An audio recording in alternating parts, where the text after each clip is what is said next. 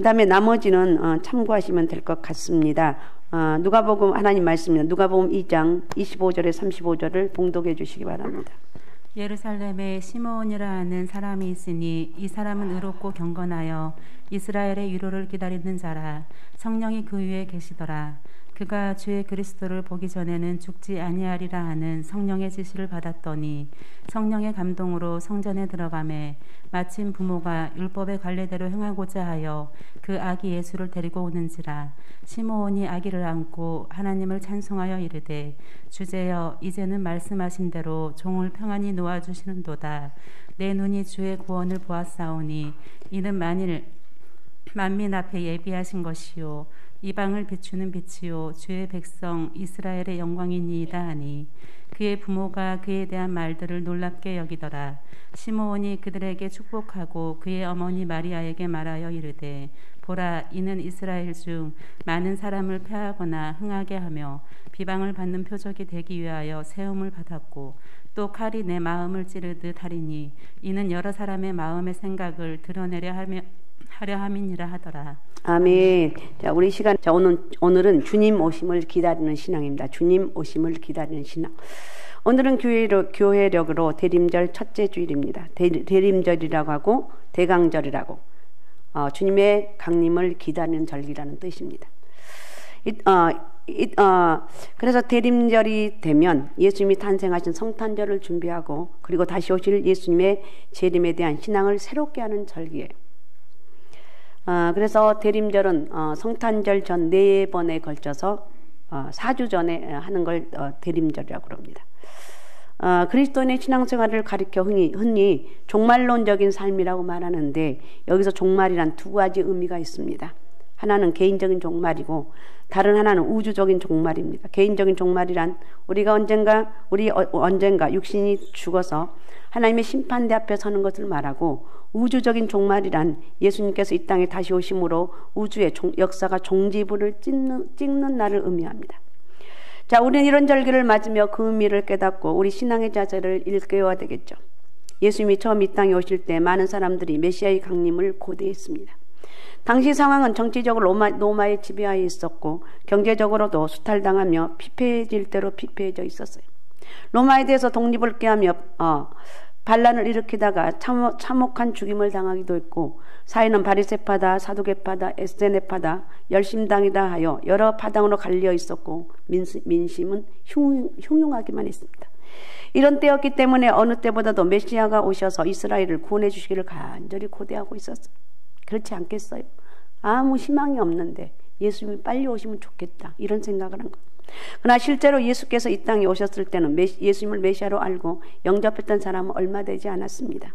들에서 양을 치던 목자들 몇 명, 동방에서 별을 보고 찾아온 박사들, 그리고 본문에 나오는 시몬과 뒷부분에 안나라는 또 할머니가 나와요. 안나 정도였어. 예수님께서 이 땅에 오셨을 때 예루살렘 거민들은 소동이나 버렸고 심지어 헤롯은 어린 예수님을 죽이려고까지 했습니다. 어쩌면 예수님께서 지금 재림하신다 해도 사람들의 태도는 그때와 별로 다를 바 없지 않을까 이런 생각을 해봅니다.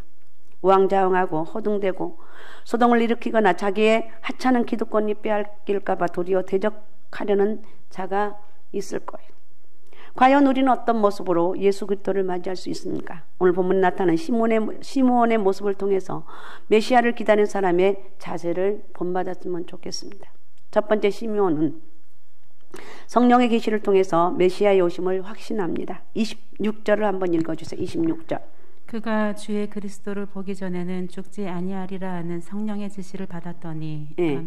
의롭고 경건한 시므온은 그가 살아있을 때 예수님을 만나는 간격을 맛보려는 약속을 받았어요. 성령의 지시를 받았다고 그랬어요. 지시를 받았더니 해당하는 헬라 케크라 마테스 네노는 사건을 다루다, 계시를 전달하다의 뜻을 나타내는 말로 계시에 의해서 하나님의 가르침을 나타냅니다. 시므온은 오랜 세월 메시아의 강림을 위해서 기도했을 것입니다. 그러자 하나님은 계시의 전달자인 성령을 통해서 이러한 시므온에게 메시아께서 오실 것을 보리라는 계시를 허락하셨어요. 얼마나 기뻤겠어. 얼마나 기뻤겠어. 이 영적인 기쁨은요, 세상에 그 어떤 거하고도 바꿀 수 없어요. 맞습니까? 세상에 어떤 거하고 바꿀 수가 없어요. 같은 말씀을 여러분 오늘 똑같은 말씀을 듣습니다. 어떤 사람은 교양 강좌나 도덕적인 훈화 정도로 듣는 사람이 있는가 하면 내게 직접 주시는 하나님의 약속으로 받는 사람도 있어요. 시몬은 내가 살았을 때 예수 그리스도를 만나게 되리라는 이 약속을 받았을 때 그는 의롭고 경건한 삶을 살았고 또한 의롭고 경건한 생활하는 그에게 이런 약속이 주어졌어요. 이 당시 이스라엘 백성들은 메시아가 오시기를 간절히 소원했지만 정작 예수님이 탄생하셨을 때 많은 이스라엘 사람들은 메시아에 대한 대망을 포기한 상태로 더 이상 기다리지 않았으나 시몬은 분명한 약속을 받고서 그 약속의 성취를 기다렸습니다. 제2차 세계대전 때 독일의 한 포로 소용소에서 성탄절이 지난 후에 갑자기 많은 포로들이 죽어갔습니다. 왜 이런 일이 일어났는가 조사했더니 포로들이 성탄절에는 석방되리라는 희망으로 견뎌왔는데 성탄절이 되어도 석방되지 않자 그들은 희망을 잃어버리고 기대를 포기하면서 죽어갔던 거예요. 그러나 믿음의 사람들은 달랐습니다. 우리는 믿음의 사람이라고 그러죠. 맞습니까? 아멘 좀 크게 해봐요. 우리는 믿음의 사람. 너는 누구냐? 저요. 제 이름만 얘기하지. 나는 믿음의 사람이라. 수많은 유대인들이 가스실에서 무참히 학살당했던 아우슈비츠 수용소 지하실 벽에는 아직도 이런 낙서가 남아있다고 합니다. 우리는 메시아가 오실 것을 믿는다. 단지 그분의 도착이 좀 늦어지고 있을 뿐이다. 그래요. 우리 주님은 반드시 약속하신 대로 이 땅에 오신다는 것. 그런데 우리는 예수님께 다시 오신다는 그 약속을 믿지 못해서 아무 기대도 소망도 없이 희망을 잃어버린 채 살아가고 있지 않는지.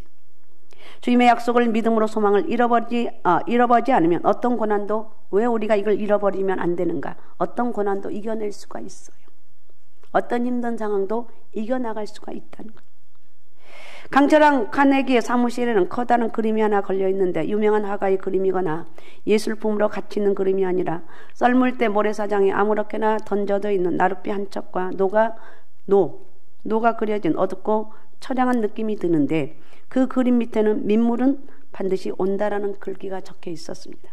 한 사람이 그 그림의 사연을 물었습니다. 나는 젊었을 때 이 집 저 집을 돌아다니며 물건을 팔려 다녔는데 어떤 노인의 집에서 이 그림을 보았는데 무엇보다 글귀가 감동적이었습니다. 시간이 지나도 그 그림과 글씨가 머릿속을 떠나지 않아서 노인을 찾아가 정중히 부탁했더니 그분은 그림을 내게 주셨습니다. 나는 어려움이 밀려와 내게서 뭔가 휩쓸려 갈 때마다 그림을 보면서 내 자신에게 다정하듯 말합니다. 민물은 반드시 온다. 썰물처럼 모든 것이 한꺼번에 삶의 저편으로 밀려가 버려 아무리 애쓰고 힘써도 나룻배를 다시 움직일 수 없을 때 그때가 바로 하나님을 기대할 때라는 거예요. 여러분 힘든 상황이 있습니까? 하나님을 기대한 때라는 거예요. 두 번째 시몬은 메시아를 기다리며 의롭고 경건한 삶을 살았습니다. 25절을 한번 읽어주십시오.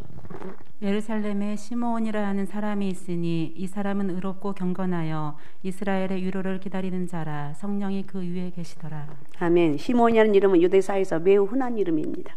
어떤 이는 납비 힐렐의 아들이며 가말리엘의 아버지로서 AD 13년에 사내들인의 회장이 되었다고 주장하지만 어쨌든 이거는 근거가 없는 것입니다.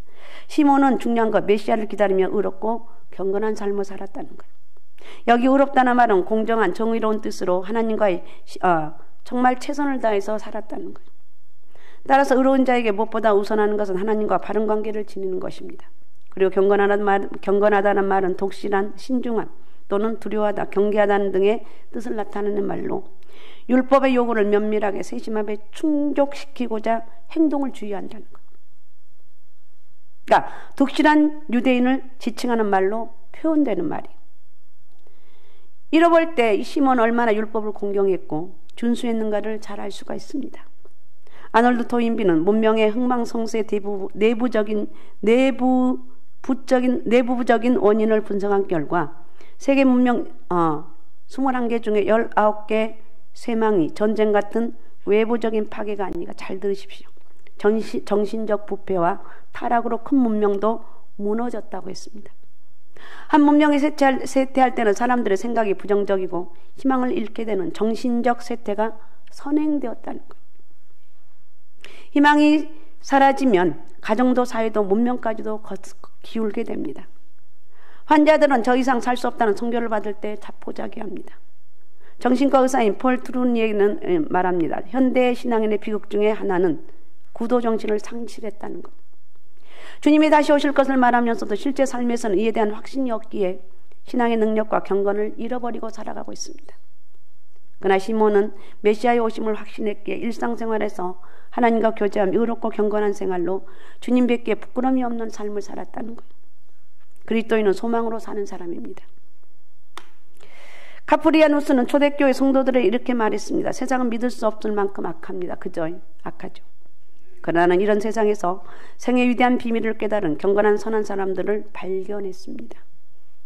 그들은 세속이 주는 기쁨보다 1000배 이상의 기쁨과 지혜를 갖고 있습니다. 그들은 멸시를 당하고 박해를 받았으나 그들은 이런 고난에 개의치 않았습니다.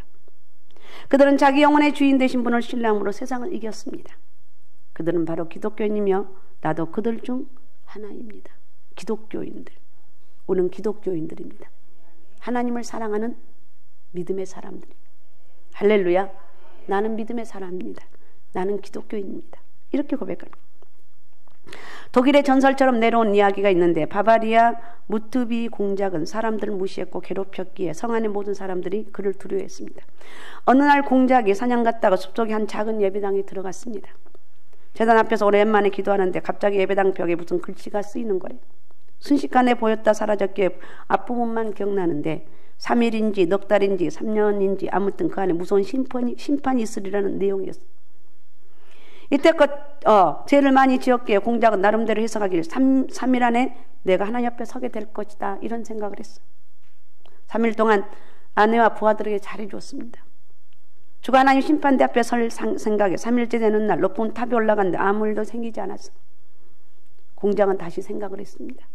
3일이 아니라 석 달이었구나. 석 달 동안 가족과 백성들에게 최선을 다했습니다. 하지만 3달이 지나도 죽지 않았어요.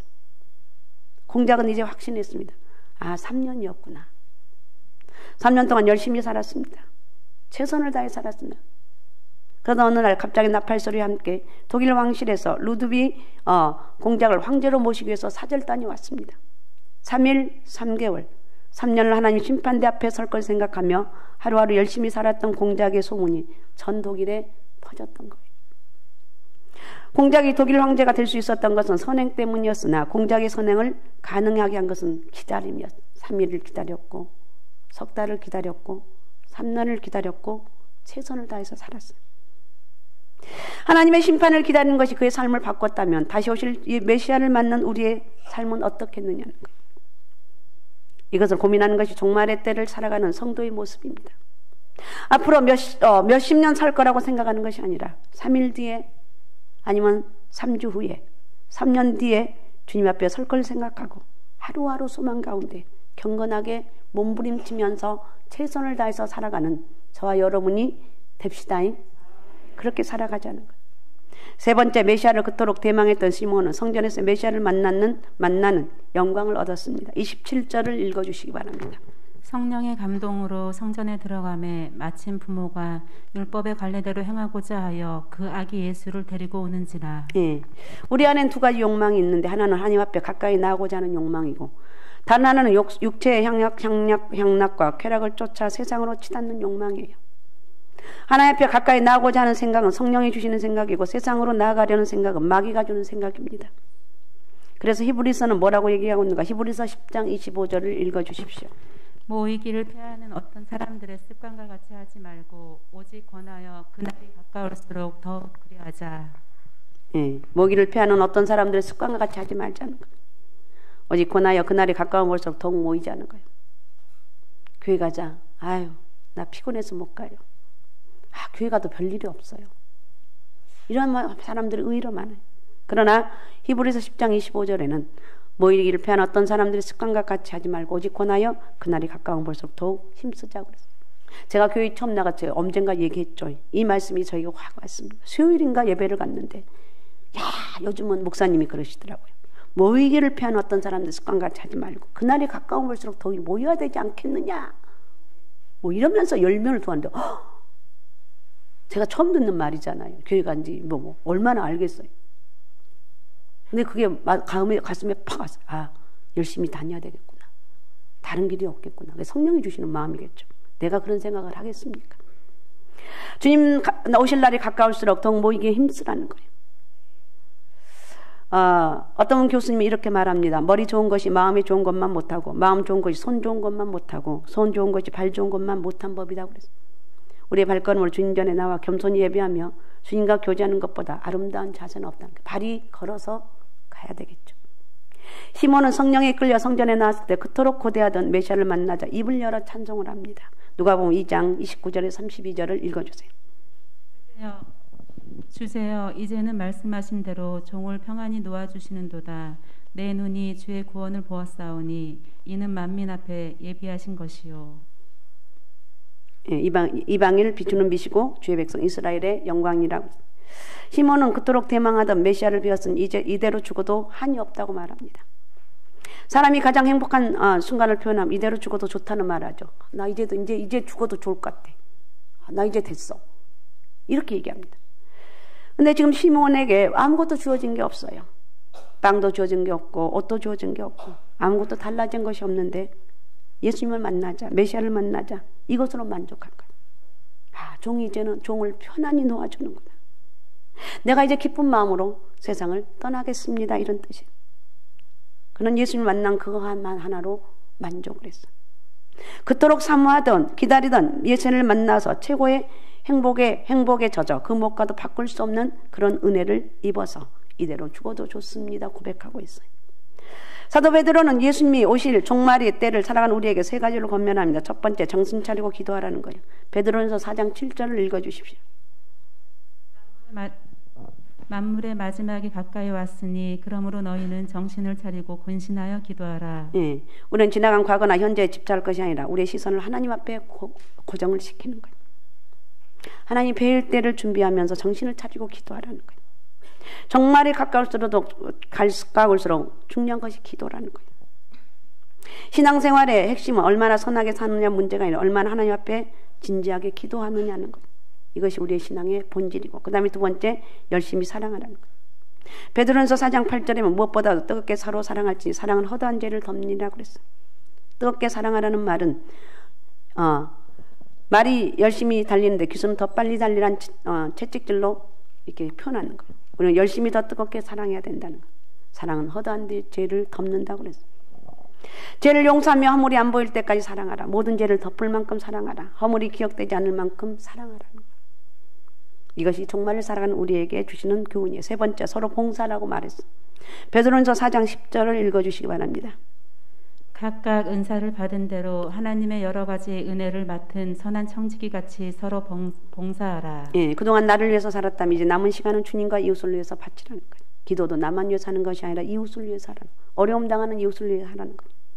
봉사라는 말은 예배라는 의미까지 담고 있습니다. 직분도 은사에게 각기 맡은 직분대로 하나님께 예배하는 신실한 마음으로 주님에 이르려고 봉사하는 삶을 살아가라는 거예요. 기다림은 사랑이에요. 사랑하기 때문에 기다릴 수가 있어요. 거룩한 분을 기다리는 것, 예수 그리스도를 기다리는 것, 이게 사랑이라는 거예요. 옷이 없어서 주 예수 그리스도의 이 땅에 빛을 비추시고 어두운 마음의 길을 보여주시고 낮은 계곡이 높아지고 높은 봉우리가 낮아지는 평안을 주옵소서. 이렇게 고백할 수 있는 영적인 은혜와 능력이 오늘 저와 여러분에게 있으시기 바랍니다. 할렐루야. 그 다음에 마지막 건너뛰고 이사야 30장 18절 읽어주십시오.